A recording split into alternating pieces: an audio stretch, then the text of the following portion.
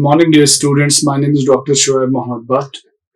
I am working as Assistant Professor in the Department of English at Institute of Aeronautical Engineering, Hyderabad.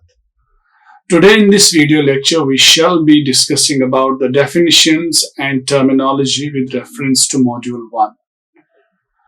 Our Module 1 is related to communication, that is the general introduction to communication and listening.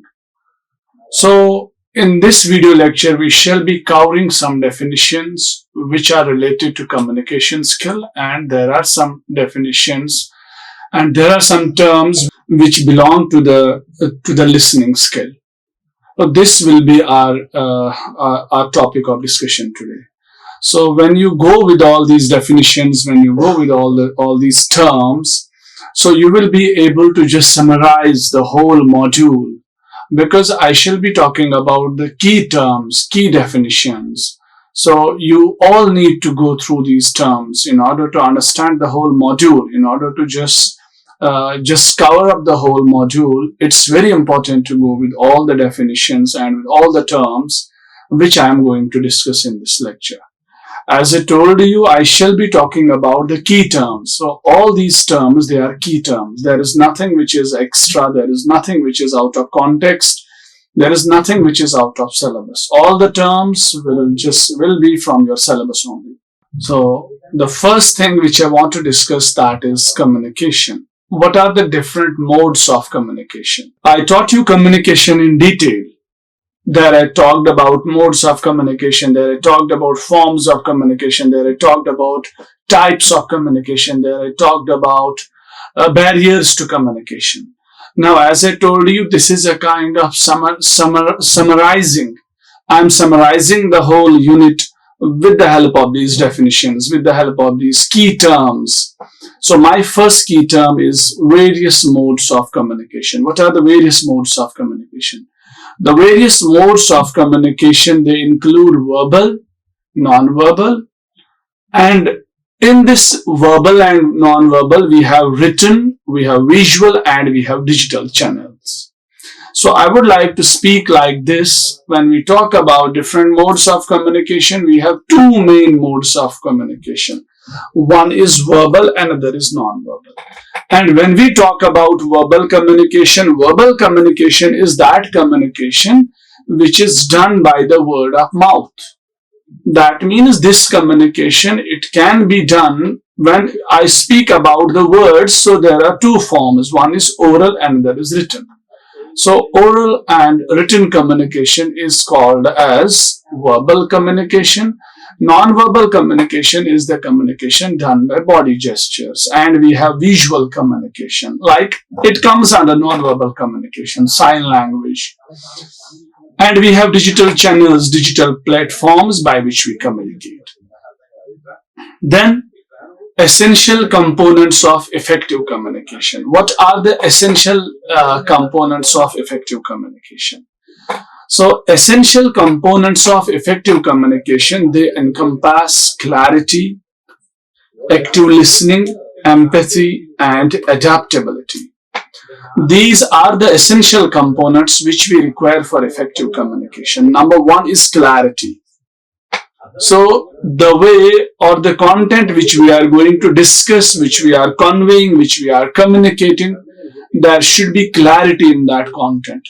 Your content cannot be an ambiguous content, because ambiguous content is harmful. Ambiguous content cannot just let a speaker and also a listener to communicate properly. So the first component which is essential for effective communication is clarity. Second is active listening. Now, what is active listening? Active listening means to listen carefully, to listen with proper attention, to listen with proper concentration. That's active listening. Active listening means to listen and then to understand, to comprehend, to evaluate the heard message, or to evaluate the message which you have listened, then to respond to that message. That's active listening. Active listener is the listener who listens everything carefully, who pays attention to every detail of the speaker. and who just tries to get something worthy from the communication. So the second component for effective communication is active listening. Third component is empathy and adaptability. We should listen with empathy is another component for the effective communication, and the last one is adaptability. It's always better to be empathetic towards the speaker and towards the content, towards the content which the speaker is speaking. And it's always better to be a person who can adapt to himself in the given circumstances. Adaptability is much needed. So you need to adapt to yourself. You cannot listen a person if you have any bias regarding that person, if you have any grudge, if you have any feeling of hatred or any feeling of discrimination towards the speaker. So you need to adapt to yourself according to the situation, according to the speaker, according to the environment. So adaptability is the next point, next essential component for effective communication. The next term which I'm going to discuss with you is the steps to enhance communication skill. What are the steps which are responsible for enhancing communication skills? So to improve communication skills, number one, we need to engage in active listening. The first step which can enhance your communication skill is listening skill. If you remember when I was talking you about communication skills, there I quoted this point. I told you it is little bit like it's ambiguous in nature. It's a paradoxical statement because apparently it seems the person who pays more attention to the speaking can be a good speaker, can enhance the speaking or communication skill. But here it's vice versa. It's different. It's opposite. Sorry, it's opposite. Here it is the person who pays much attention to the listening can be a good person for the communication skill, can initiate a good communication, can be a better speaker also. Because when you listen, you are paying attention to a lot of details. When you are listening the information, it's not only the information which you are receiving. Rather, at the same time, you are modifying or you are learning how to communicate. You get to know how to use body language. You get to know how to include examples, illustrations in your communication. So the first important step which is needed to enhance communication skills is active listening, to engage in active listening. Second is practice articulating thoughts clearly. It's important for every person. It's important for all the people who want to enhance their communication skills to practice articulating thoughts clearly. How can we articulate the thoughts? How can we switch from one thought to another thought? How can we move from one thought to another thought? Or how can I connect the thoughts logically? How can I give a logical structure to my thoughts in a communication? This is second point which we need to know in order to enhance our communication skill. Then seek feedback and consistently refine interpersonal interactions. Next point is seek feedback. Feedback is important for enhancing communication skill. Because see, we all are humans, so we are committing a lot of mistakes. There are drawbacks in our communication. There are loopholes in our communication. There is something which is negative in our communication. Now we can improve that thing. We can rectify that thing.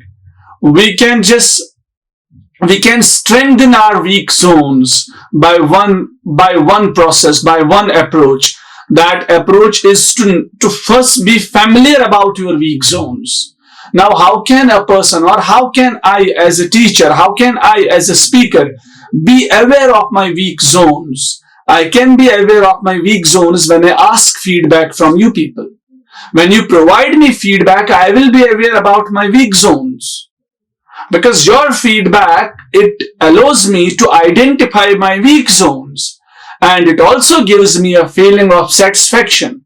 Because your feedback also allows me to identify my strong zones. So in order to enhance one's communication skill, it's important to seek feedback from your listeners, because your listeners are the people who can better tell you where you need improvement and where you are up to the mark. And consistently refine interpersonal interactions. Interpersonal, the relation or the interaction among the people, among other people. And it's important for a person to refine his or her interpersonal interaction with the people. When you refine your interpersonal interactions, obviously you are enhancing your communication skills. The next key term I'm going to discuss is the role and significance of communication in the workplace. What is the role and significance of communication in workplace? See, effective workplace communication, it fosters collaboration. The role and significance of communication in workplace. The role and significance of effective communication in workplace is, number one, it fosters collaboration. You are working in a company, you are working with a group of people where you have 10 to 20 colleagues, or sometimes more than this number, or sometimes less than this number. So what I want to mean, when you are working in a group, when you are working as a member in any organization, so if you possess effective communication skill, so it fosters collaboration among group members. When you share your ideas, when you share your feelings to each other, so you form a collaborative group, or you form a group which is based on unity and which is based on collaboration, where collaboration is the tagline of that group, and unity is the tagline of that group. Collaboration is needed everywhere. It is needed for the success of your company. It is needed for your individual success. When you have the support of other people, when you have the guidance of other people, when you are having the backup of other people, you can easily proceed, or you can easily get success. You can be a successful person. So what is the role of communication, effective communication in the workplace? Number one is it fosters collaboration. It provides you the conducive environment for collaboration, for collaborative work. It boosts productivity. When 10 or 20 or 100 people are working in an industry and there is collaboration among people, they speak well to each other, they know each other, they understand each other, there will be increase in the productivity. Whether you are working in any industry, company, organization, educational institute, productivity will be good. Let's take the example of an educational institute. If you are working as a teacher or professor at any institute, when you are in collaboration with others, when you speak to others, you get to know what are the best ways to deliver the lecture. You get to know what are the best ways to complete your documentation, other work. You get to know what are the other ways, or what are the best possible ways to improve yourself in academics. You get to know what are the other benefits which your college and university is providing you. You get to know about the research which is being done in the whole world. So all these benefits can be availed when we have the effective communication skill. It boosts productivity. It minimizes misunderstandings. If there is any misunderstanding, it minimizes that misunderstanding. For example, there are 10 people or there are 2 people working in a company. Now, due to some body language or due to some facial expression, a person is thinking that another colleague of his is not happy with him or her. So this is a kind of misunderstanding, and this misunderstanding, it can lead to the estrangement. It can lead a person to leave the job, and it may have its impact on the growth of company. Now, if the people know the effective communication skill, when they talk to each other, they come to know, yes, there was nothing like this. It was his or her own problem. He was having something untoward has happened to him at his home. That's why the person was like, his facial expressions, they were down. So it minimizes understandings. Sometimes understandings, they are arising there. Misunderstandings are arising there. Sometimes because of your body language, because of your speaking, because of your doing any activity. So when you have the effective communication skill, when you talk to each other, when you make other people realize what you mean, what your argument is, so you are maximizing the chances to minimize the misunderstandings.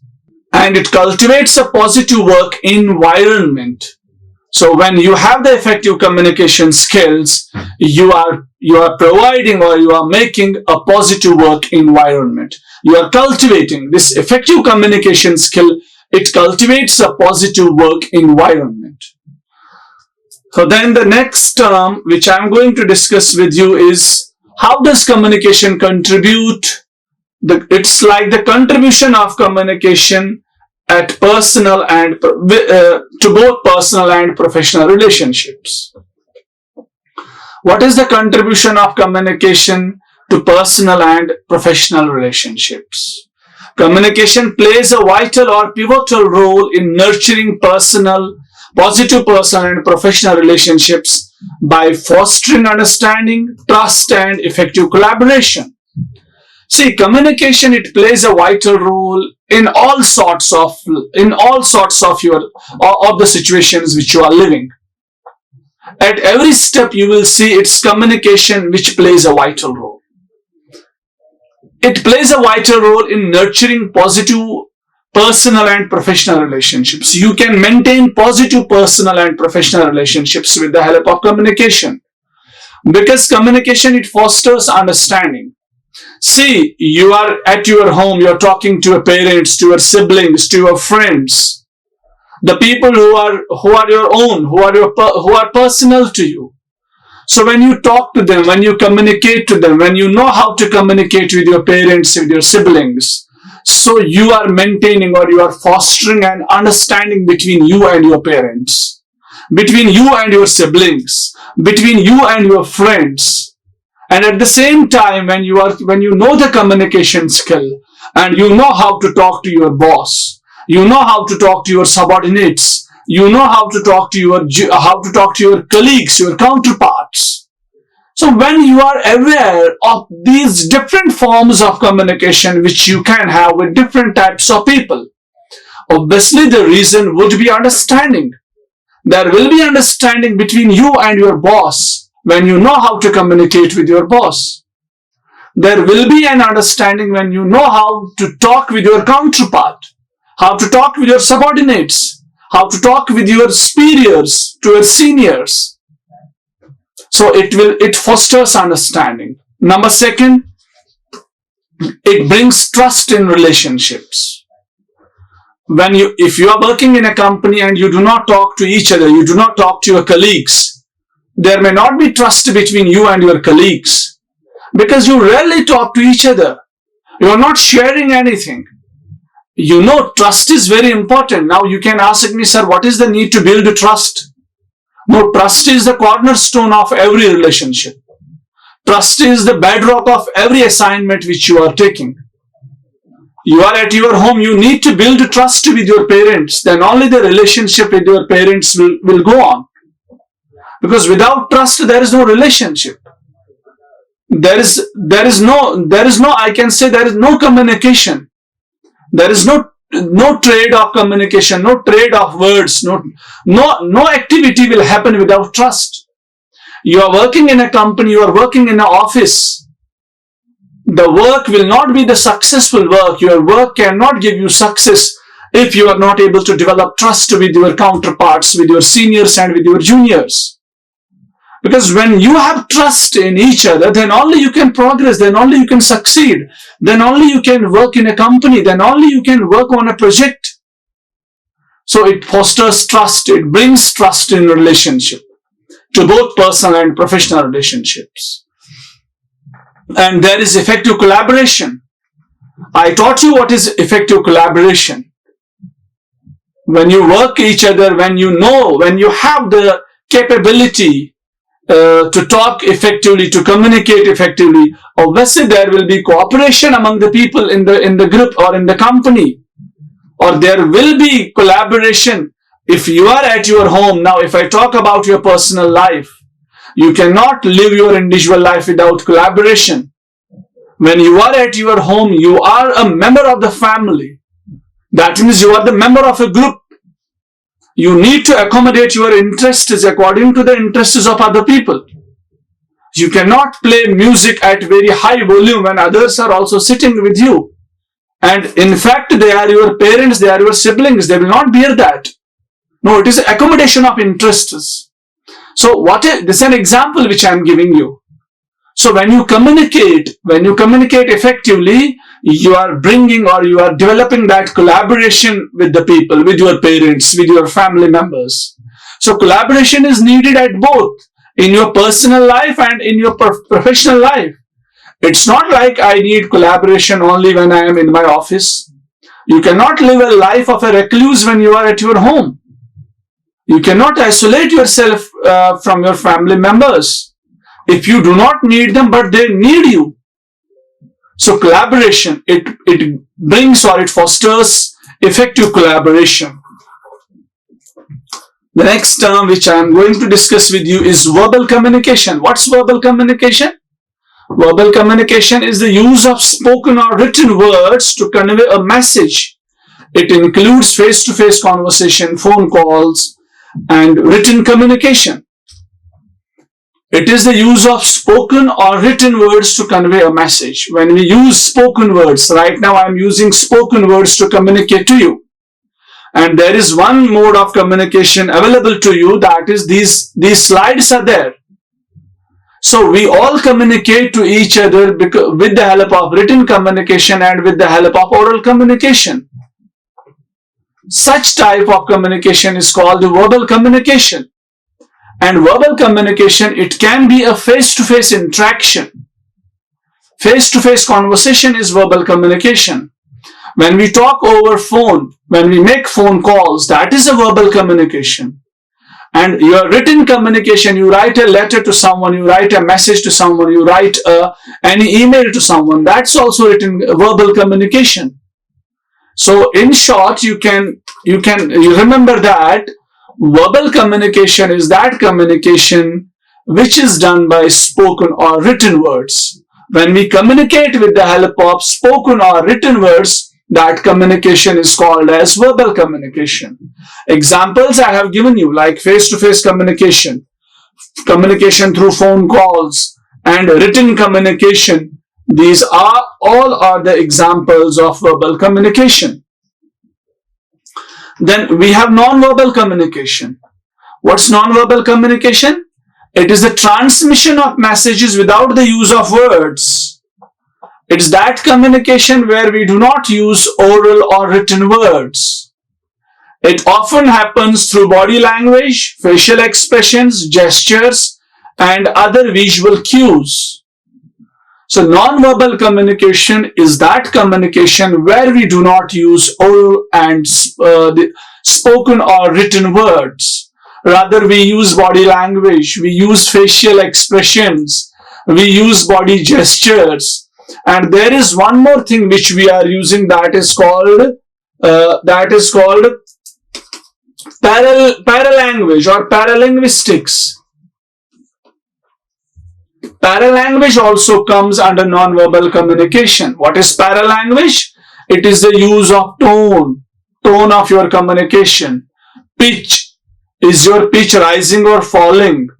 Volume, speed, at what speed you are speaking. This all comes under non-verbal communication. So your body language, see, maximum of the studies, there is a book perhaps by Peggy Kloss, where she writes that 70% of the communication is done by non-verbal signals. That doesn't mean people speak only 30% and 70% they are showing by the signs. No, it's not that. Don't misunderstand this concept. Peggy Kloss means that whatever you are communicating to the people, 70% of this communication is being understood by the people if it is supported by non-verbal gestures. When you speak, you are showing your body, you are showing some body gestures, you are using some body gestures, you are using some facial expressions, you are making an eye contact, some eye movements you are making, and you are using paralanguage, your tone, your speed, your volume. So these are the things which helps a person to understand the 70% of the communication because of these different types, these different modes of communication. So then we have interpersonal communication. What's interpersonal communication? Communication that occurs between two or more people involving the exchange of thoughts, feelings, and information in face-to-face interactions. Communication that occurs between two or more people. Now, the communication that occurs between two or more people involving the exchange of thoughts, feelings, and information in face-to-face interaction, or sometimes through non-verbal cues. Interpersonal means the communication which you are doing among the people, with the people. There are two types of there are two ways by which we communicate. One is intra, that is when you communicate to yourself. Second is interpersonal communication. Interpersonal communication is the communication which is done between two people when they share their ideas, when they share their feelings, it can be communication not only between two people or sometimes between more than two people. It is the communication which you are doing with the people. That is interpersonal communication. It may be the face-to-face interaction, or it may be any video conferencing with other people, with a group of people, interpersonal communication. Then we have the next one, that is intrapersonal communication. What's intrapersonal communication? It is the communication that takes place within an individual. It involves self-reflection, internal dialogue, and personal thoughts. So it is the communication that takes place within an individual. Like, see, sometimes you are thinking what to wear in the morning, which dress you have to wear in the morning. Now you are thinking about this thing. It's intrapersonal communication. When you dream, intrapersonal communication. When you remember any concept, I'm asking you any concept, you are not getting it right now. Now you are remembering, you are just talking internally. Yeah, what was that? What was that concept? This is called intrapersonal communication. Dreaming, remembering, thinking, intrapersonal communication. When you talk to yourself, it's within yourself. Inter is within the people. Intra is within yourself. So this is that communication. Then effective communication. Now what is this effective communication? Another definition which I would like to discuss with you is effective communication. The ability to convey a message clearly and accurately, ensuring that the intended meaning is understood by the receiver. Effective communication is the ability, it is the potential, it is the competence of what? To convey a message clearly and accurately. When you convey a message accurately, when you convey a message clearly, so this ability of conveying a message clearly and accurately, and when you ensure, it should ensure the convenience of this message, it should ensure that the intended meaning is understood by the receiver. When your intended meaning or the intended message which you want the receiver to know, which you expect that your receiver should understand from your message, from your communication, when they understand that thing, when they extract that meaning from your communication, that's called effective communication. Simply, effective communication is that communication which is easily understood by the people, by the receiver, by the listener. That's effective communication. Then feedback, one of the important points of communication process, feedback. So information or reaction provided by the recipient of a message, allowing the sender to assess the effectiveness of their communication. Feedback is that message, is that interaction, is that information, is that response which is being sent by the receiver to the sender of the communication. And by this feedback, a sender of the communication gets to know how successful he was in his or her communication. And by the feedback, the sender of the communication gets to know what are the weak and strong points in his communication. So this all is possible. This all can be done by the feedback. And feedback is initiated by the receiver of the message. Then we have barriers to communication. Now, what are the barriers to communication? So, factors are obstacles that impede the smooth flow of communication or information, such as language difference, cultural difference, or distractions.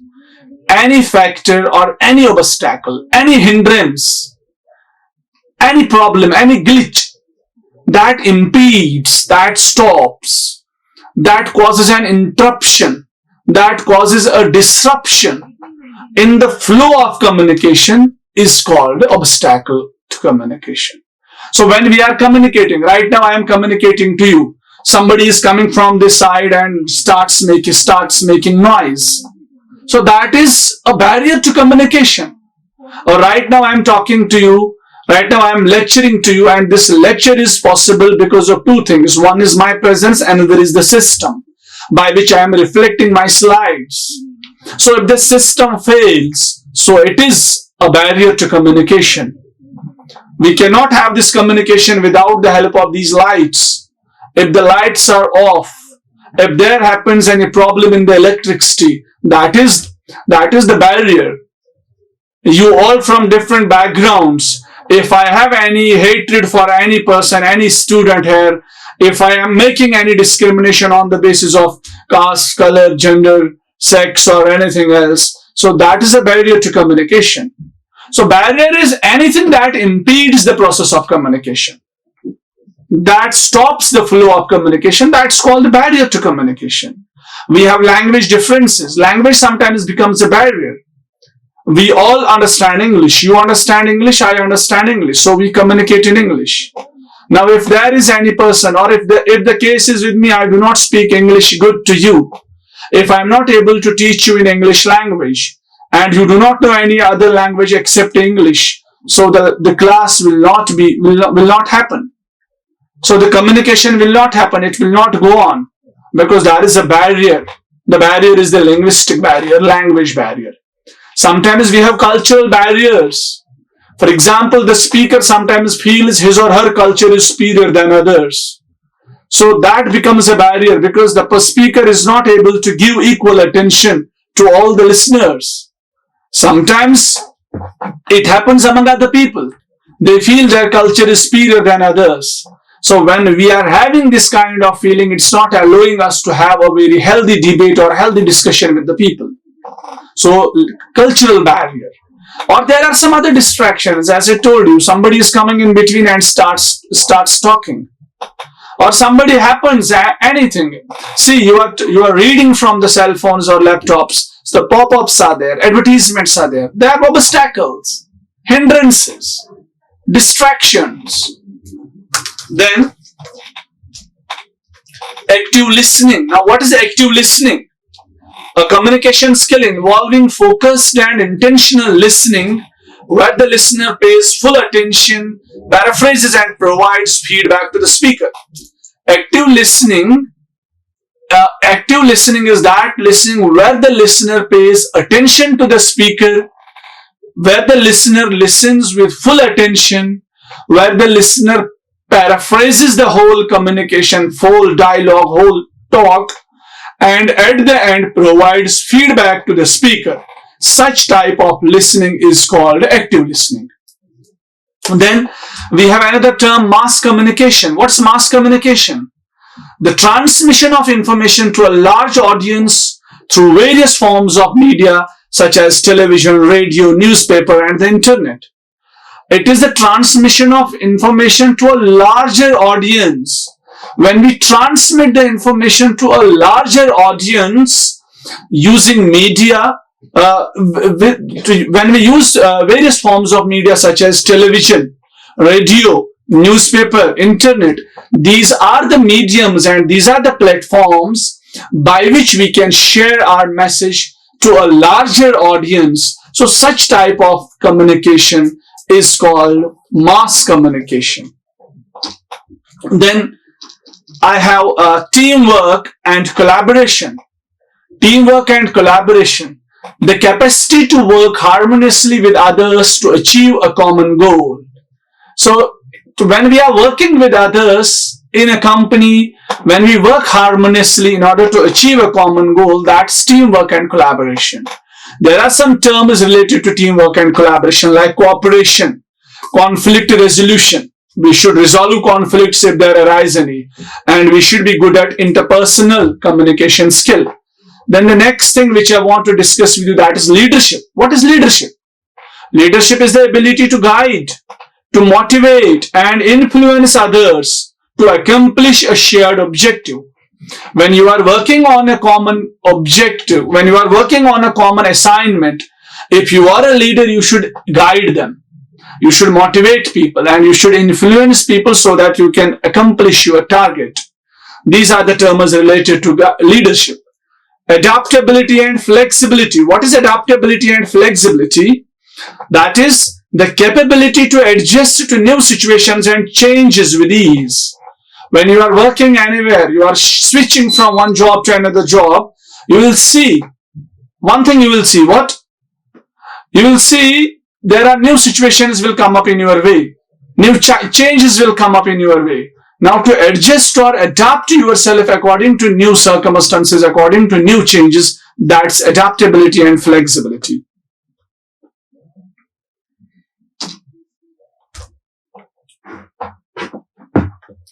Time management. What is time management? The skill of organizing and prioritizing tasks to optimize productivity. Management means to manage time management is to manage your time so that you can optimize the productivity. Then critical thinking, the ability to analyze information objectively and make informed decisions. It is the ability to analyze information objectively. When you analyze any information objectively, then emotional intelligence, the awareness and management of one's emotions and ability to understand and influence the emotions of others. It is the awareness of one's emotions, and it is the awareness and management of one's emotions so that one is able to understand and influence the emotions of others. Now, elements of communication. What are the elements of communication? The elements of communication are sender, receiver, message, channel, and feedback. Dynamic process in communication. Dynamic process means lively and ever-changing. Dynamic process. So dynamic process is the ease and liveliness in communication which keeps changing according to the situation and time. What is encoding? Encoding means to encode a message within certain symbols so that they can represent your ideas. We cannot encode a message without taking the perspective of decoder in our mind. We need to keep the decoder, to keep the receiver of the message in our mind when we are encoding the message. Decoding means to decode the encoded message. Decoding is done by the receiver of the message. So decoding needs to keep the intention of the encoder or sender in the mind. Soft skills, these are personality traits and behaviors. So these are the skills which one learns by one's experience. These are not hard skills. For hard skills, we are going to any institution in order to learn them. But soft skills, they are adjusted, they are inherited in our behavior.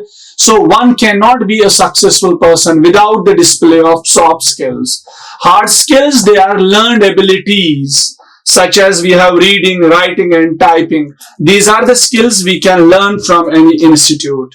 Now, what are the barriers to listening? There are different barriers to listening, like psychological barrier, physical barrier, attitudinal barrier, wrong assumptions, cultural, gender barrier. These all are barriers to listening. Difference between listening and hearing.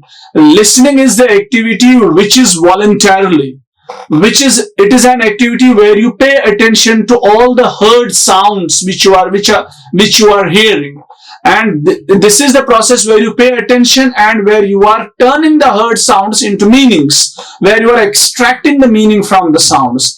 Rather, as hearing is not an intentional exercise. Hearing means only when the sounds are coming to our ears, we are not paying attention to them, we are not extracting meaning, then that's hearing. So what are LSRW skills? LSRW skills are the skills which we require in order to learn any language. They are listening, speaking, reading, and writing. Active listening I discussed with you. Then logical listener and physical barrier. I would like to talk about physical barrier to communication. Physical barrier to communication is any problem which happens in the surroundings. So that is the physical barriers, such as noise, distance. And there is semantic barrier. Semantic barrier is the difference in language. When people are speaking different languages, that becomes a barrier which we call as semantic barrier.